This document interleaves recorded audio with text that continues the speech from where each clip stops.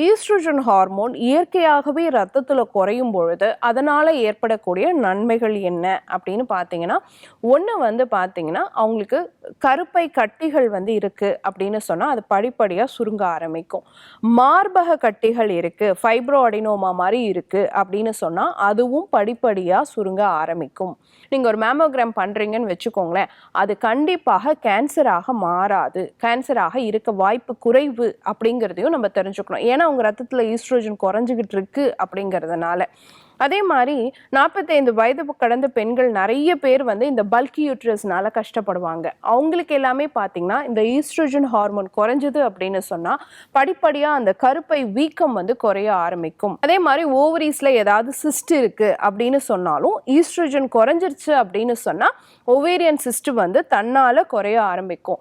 Heart attack வரத்துக்கான வாய்ப்பு கூட ஈஸ்ட்ரோஜன் ஹார்மோனுடைய அளவு குறையும் பொழுது 11% வந்து அதிகரிக்கிறதாகவும் சொல்லப்படுது. அடுத்து பார்த்தோம்னா மன அழுத்தத்தை குறைக்கக்கூடிய ஒரு விஷயமாகவும் இருக்கும், மன ஆரோக்கியத்தை கொடுக்கக்கூடிய ஒரு விஷயமாகவும் இருக்கும், மூட் ஸ்விங்ஸ் வராம தடுக்கக்கூடிய ஒரு விஷயமாகவும் இருக்கும்.